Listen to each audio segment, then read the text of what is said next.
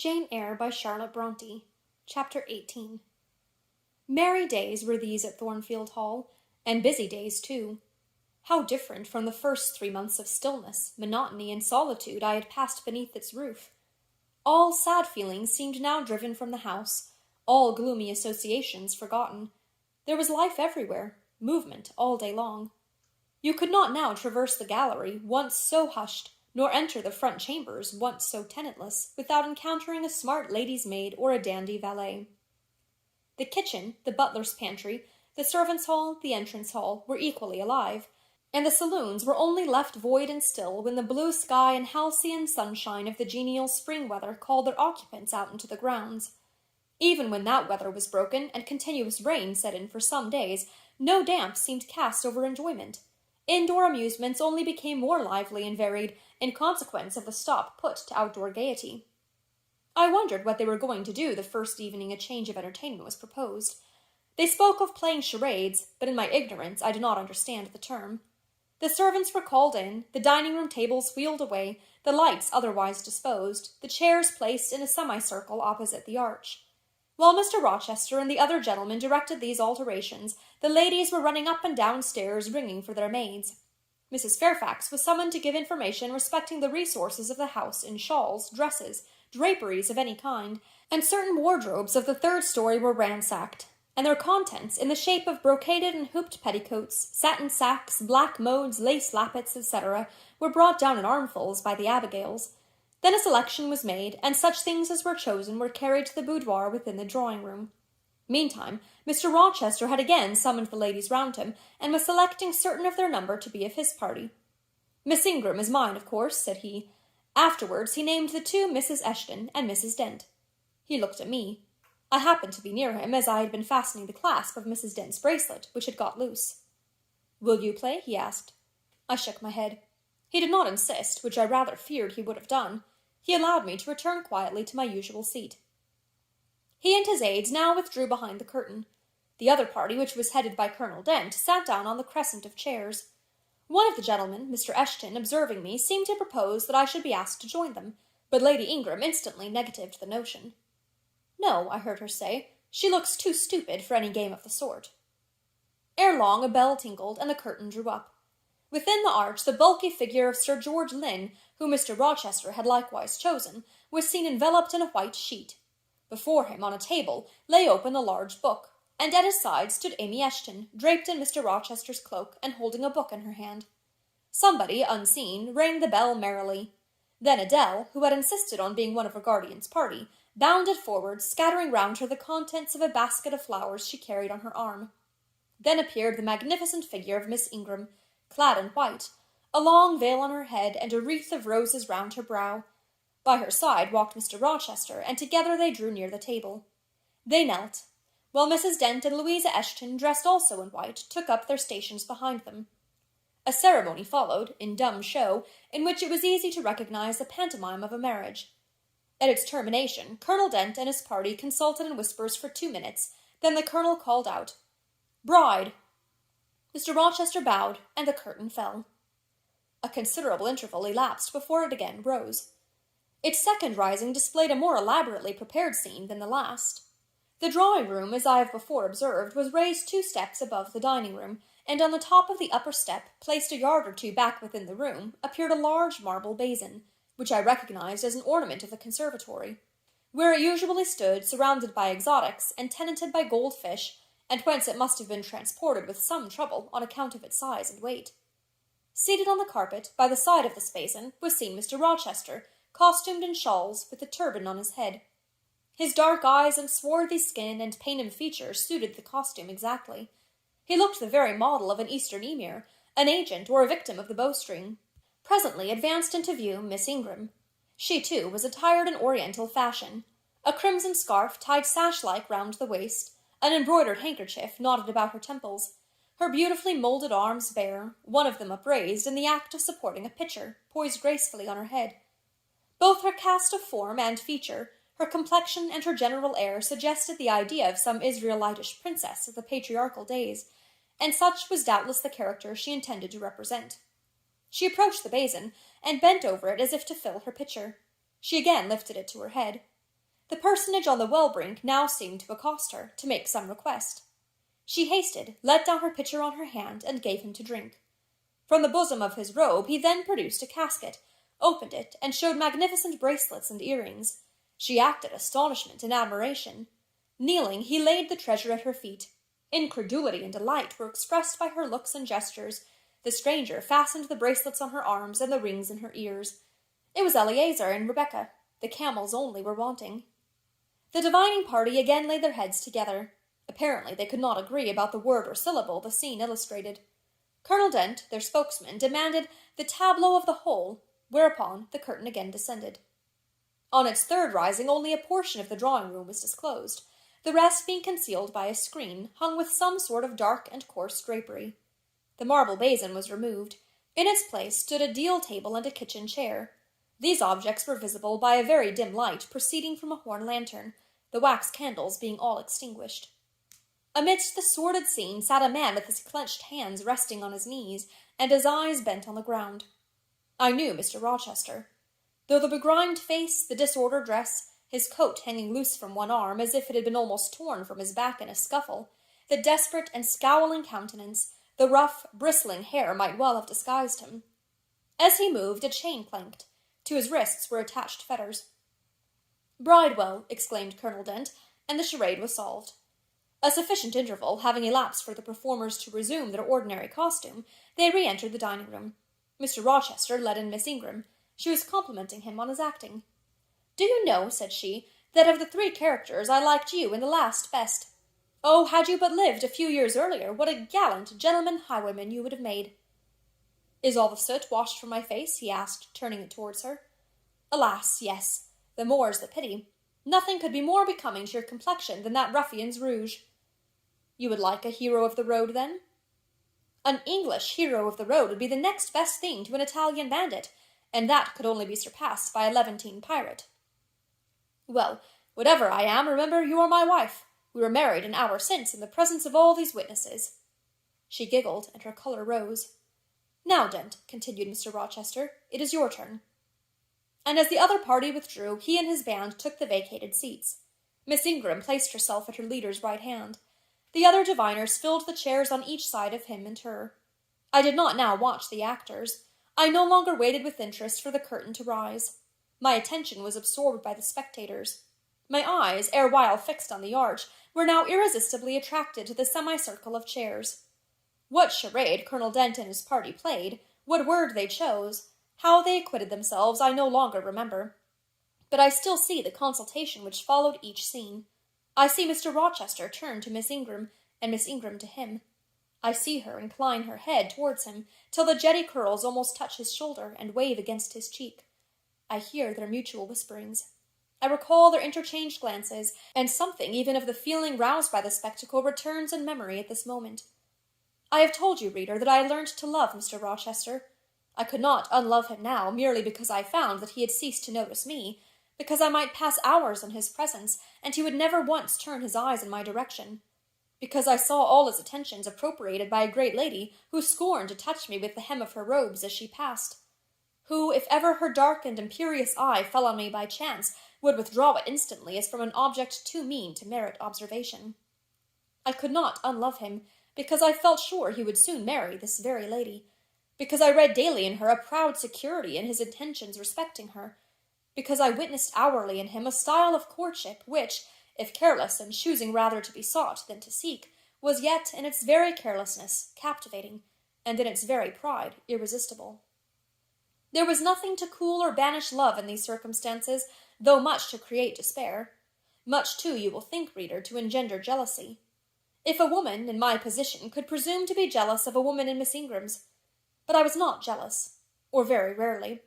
The nature of the pain I suffered could not be explained by that word.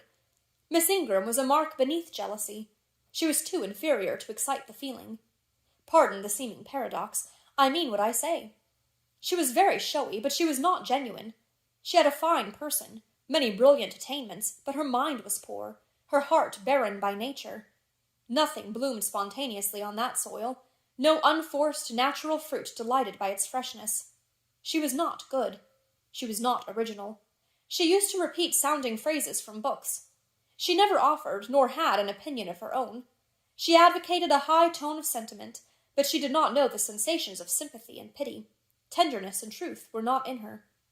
Too often she betrayed this by the undue vent she gave to a spiteful antipathy she had conceived against little Adele, pushing her away with some contumelious epithet if she happened to approach her, sometimes ordering her from the room and always treating her with coldness and acrimony. Other eyes besides mine watched these manifestations of character, watched them closely, keenly, shrewdly. Yes, the future bridegroom, Mr. Rochester himself, exercised over his intended a ceaseless surveillance, and it was from this sagacity, this guardedness of his, this perfect, clear consciousness of his fair one's defects, this obvious absence of passion in his sentiments towards her, that my ever-torturing pain arose.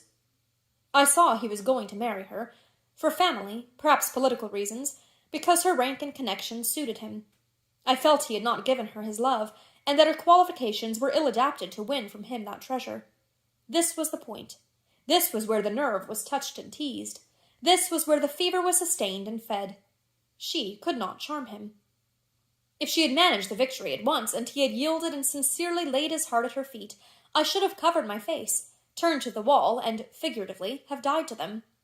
If Miss Ingram had been a good and noble woman, endowed with force, fervor, kindness, sense, I should have had one vital struggle with two tigers, jealousy and despair. Then, my heart torn out and devoured, I should have admired her, acknowledged her excellence, and been quiet for the rest of my days, and the more absolute her superiority, the deeper would have been my admiration, the more truly tranquil my quiescence. But, as matters really stood, to watch Miss Ingram's efforts at fascinating Mr. Rochester, to witness their repeated failure, herself unconscious that they did fail, vainly fancying that each shaft launched hit the mark, and infatuatedly pluming herself on success, when her pride and self-complacency repelled further and further what she wished to allure. To witness this was to be at once under ceaseless excitation and ruthless restraint. Because, when she failed, I saw how she might have succeeded. Arrows that continually glanced off from Mr. Rochester's breast and fell harmless at his feet might, I knew, if shot by a surer hand, have quivered keen in his proud heart, have called love into his stern eye, and softness into his sardonic face. Or, better still, without weapons a silent conquest might have been won. Why can she not influence him more when she is privileged to draw so near to him? I asked myself. Surely she cannot truly like him, or not like him with true affection. If she did, she need not coin her smiles so lavishly, flash her glances so unremittingly, manufacture airs so elaborate, graces so multitudinous. It seems to me that she might, by merely sitting quietly at his side, saying little and looking less, get nigher his heart. I have seen in his face a far different expression from that which hardens it now while she is so vivaciously accosting him. But then it came of itself. It was not elicited by meretricious arts and calculated manoeuvres, and one had but to accept it, to answer what he asked without pretension, to address him when needful without grimace, and it increased and grew kinder and more genial, and warmed one like a fostering sunbeam. How will she manage to please him when they are married? I do not think she will manage it, and yet it might be managed, and his wife might, I verily believe, be the very happiest woman the sun shines on. I have not yet said anything condemnatory of Mr. Rochester's project of marrying her for interest and connections. It surprised me when I first discovered that such was his intention. I had thought him a man unlikely to be influenced by motives so commonplace in his choice of a wife, but the longer I considered the position, education, etc. of the parties, the less I felt justified in judging and blaming either him or Miss Ingram for acting in conformity to ideas and principles instilled into them, doubtless, from their childhood. All their class held these principles. I supposed, then, they had reasons for holding them such as I could not fathom. It seemed to me that, were I a gentleman like him, I would take to my bosom only such a wife as I could love. But the very obviousness of the advantages to the husband's own happiness offered by this plan convinced me that there must be arguments against its general adoption of which I was quite ignorant. Otherwise, I felt sure all the world would act as I wished to act. But in other points, as well as this, I was growing very lenient to my master. I was forgetting all his faults, for which I had once kept a sharp lookout. It had formerly been my endeavor to study all sides of his character, to take the bad with the good, and from the just weighing of both, to form an equitable judgment. Now I saw no bad. The sarcasm that had repelled, The harshness that had startled me once were only like keen condiments in a choice dish. Their presence was pungent, but their absence would be felt as comparatively insipid.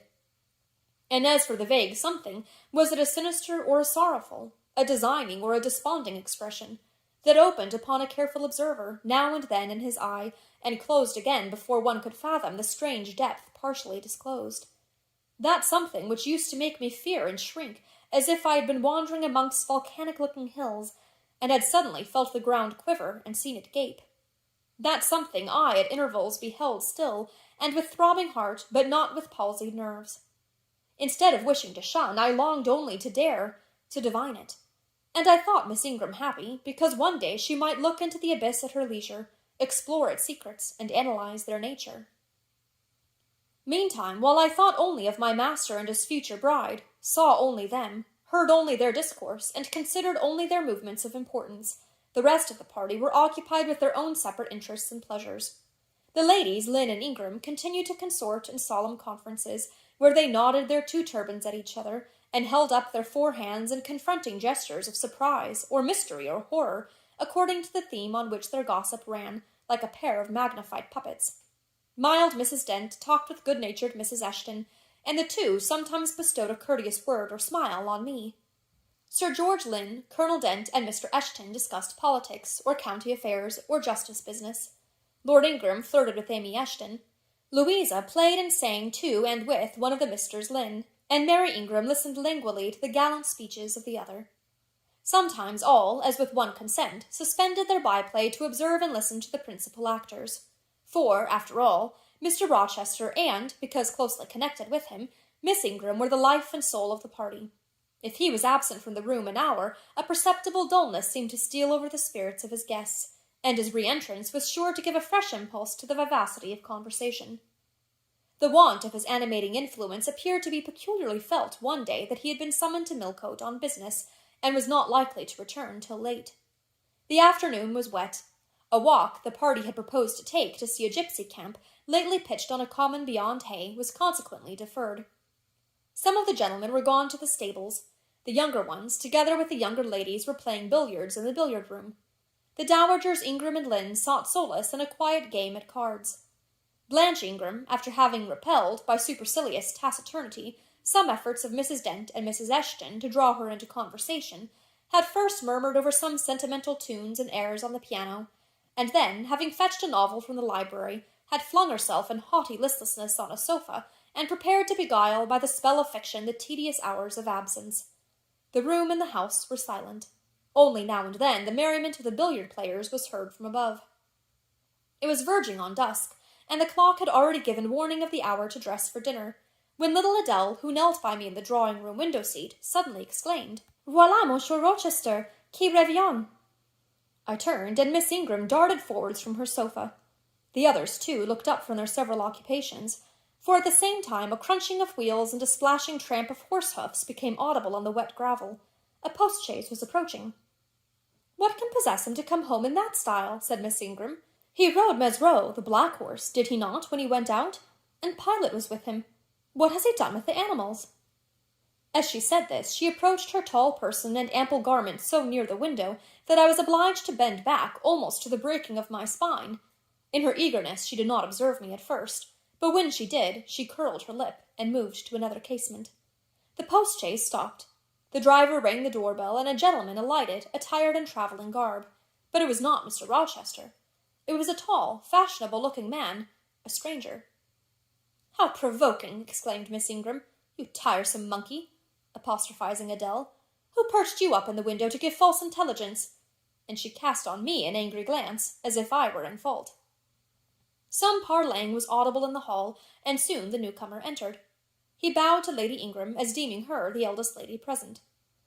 "It appears I come at an inopportune time, madam," said he, "when my friend Mr. Rochester is from home. But I arrive from a very long journey, and I think I may presume so far on old and intimate acquaintance as to install myself here till he returns." His manner was polite. His accent in speaking struck me as being somewhat unusual, not precisely foreign, but still not altogether English. His age might be about Mr. Rochester's, between 30 and 40. His complexion was singularly sallow. Otherwise, he was a fine-looking man, at first sight especially. On closer examination, you detected something in his face that displeased, or rather that failed to please. His features were regular, but too relaxed. His eye was large and well cut, but the life looking out of it was a tame, vacant life. At least so I thought. The sound of the dressing bell dispersed the party. It was not till after dinner that I saw him again. He then seemed quite at his ease. But I liked his physiognomy even less than before. It struck me as being at the same time unsettled and inanimate. His eye wandered and had no meaning in its wandering. This gave him an odd look, such as I never remembered to have seen. For a handsome and not an unamiable-looking man, he repelled me exceedingly. There was no power in that smooth-skinned face of a full oval shape, no firmness in that aquiline nose and small cherry mouth. There was no thought on the low, even forehead, no command in that blank brown eye. As I sat in my usual nook and looked at him with the light of the girandole on the mantelpiece beaming full over him, for he occupied an armchair drawn close to the fire, and kept shrinking still nearer, as if he were cold, I compared him with Mr. Rochester.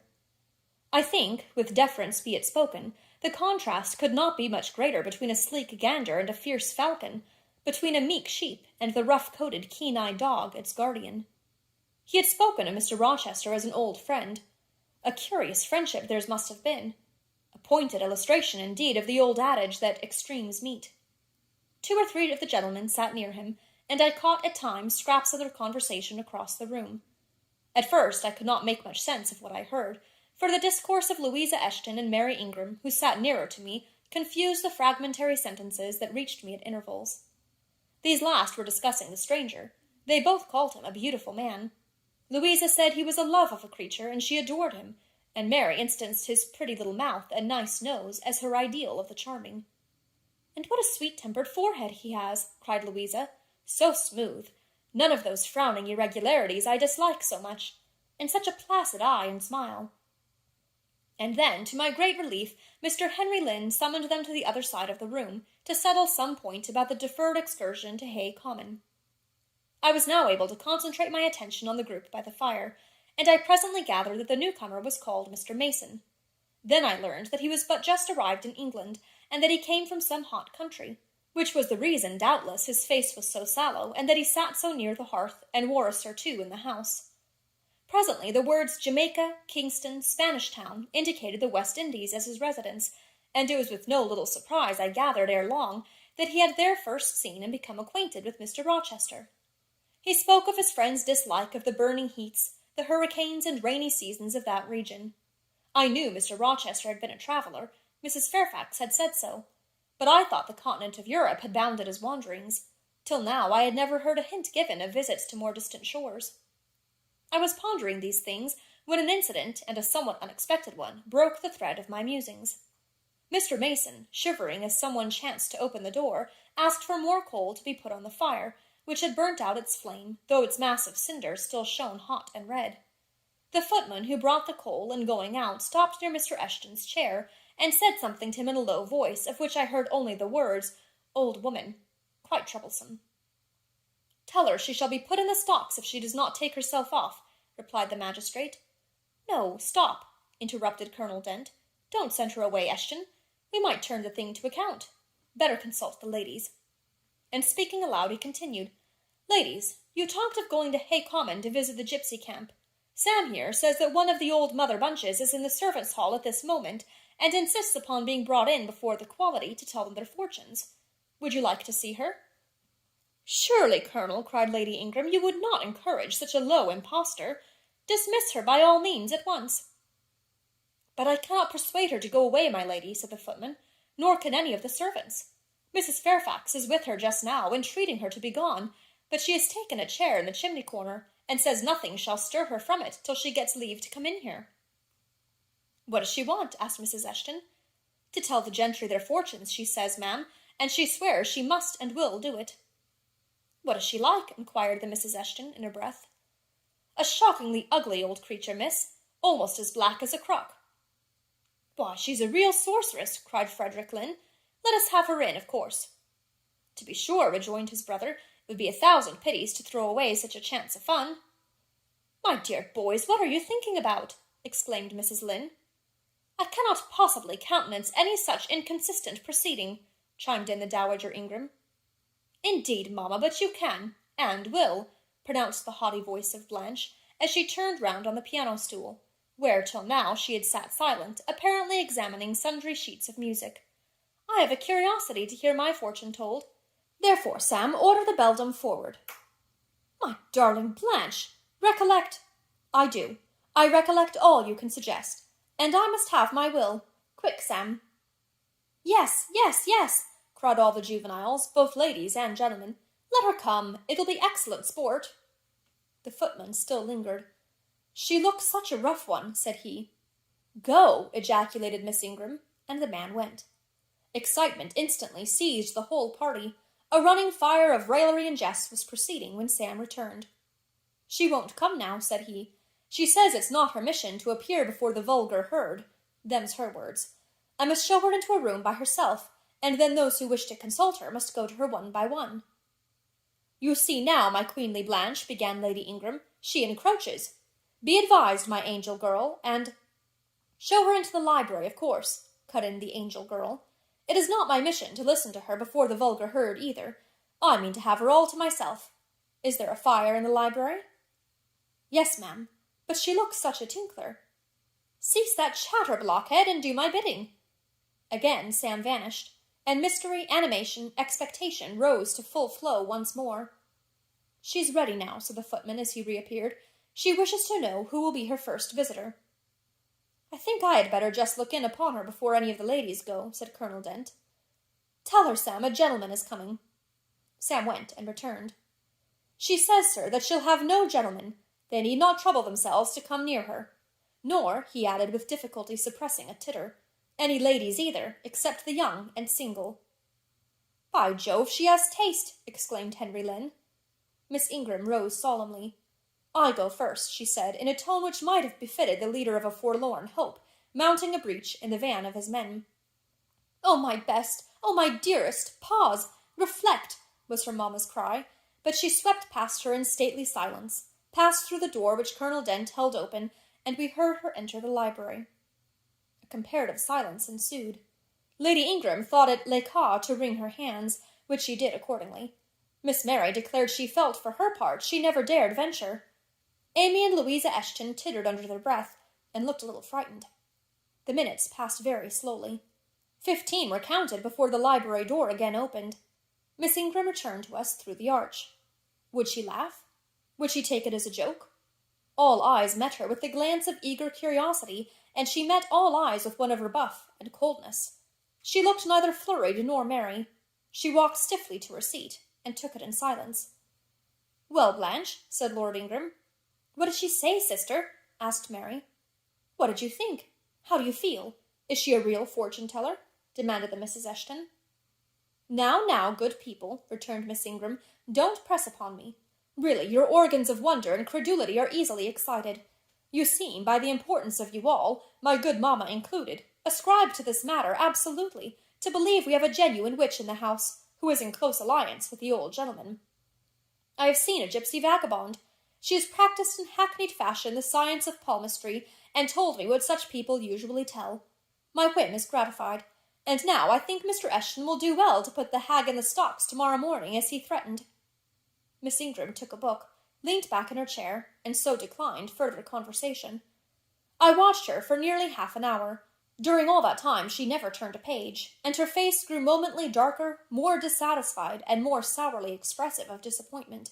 She had obviously not heard anything to her advantage, and it seemed to me, from her prolonged fit of gloom and taciturnity, that she herself, notwithstanding her professed indifference, attached undue importance to whatever revelations had been made her. Meantime, Mary Ingram, Amy, and Louisa Eshton declared they dared not go alone, and yet they all wished to go. A negotiation was opened through the medium of the ambassador Sam, and after much pacing to and fro, till, I think, the said Sam's calves must have ached with exercise, permission was at last, with great difficulty, extorted from the rigorous Sibyl, for the 3 to wait upon her in a body. Their visit was not so still as Miss Ingram's had been. We heard hysterical giggling and little shrieks proceeding from the library, and at the end of about 20 minutes they burst the door open and came running across the hall, as if they were half scared out of their wits. "I am sure she is something not right," they cried, one and all. "She told us such things. She knows all about us." And they sank breathless into the various seats the gentleman hastened to bring them. Pressed for further explanations, they declared she had told them of things they had said and done when they were mere children, described books and ornaments they had in their boudoirs at home, keepsakes that different relations had presented to them. They affirmed that she had even divined their thoughts, and had whispered in the ear of each the name of the person she liked best in the world, and informed them of what they most wished for. Here the gentleman interposed with earnest petitions to be further enlightened on these two last-named points, but they got only blushes, ejaculations, tremors, and titters in return for their importunity. The matrons, meantime, offered vinaigrettes and wielded fans, and again reiterated the expression of their concern that their warning had not been taken in time, and the elder gentlemen laughed, and the younger urged their services on the agitated fair ones. In the midst of the tumult, and while my eyes and ears were fully engaged in the scene before me, I heard a hem close at my elbow. I turned and saw Sam. "If you please, miss, the gypsy declares that there is another young single lady in the room who has not been to her yet, and she swears she will not go till she has seen all. I thought it must be you. There is no one else for it. What shall I tell her?" "Oh, I will go by all means," I answered, and I was glad of the unexpected opportunity to gratify my much excited curiosity. I slipped out of the room, unobserved by any eye, for the company were gathered in one mass about the trembling trio just returned, and I closed the door quietly behind me. "If you like, miss," said Sam, "I'll wait in the hall for you, and if she frightens you, just call and I'll come in." "No, Sam, return to the kitchen. I am not in the least afraid." Nor was I, but I was a good deal interested and excited.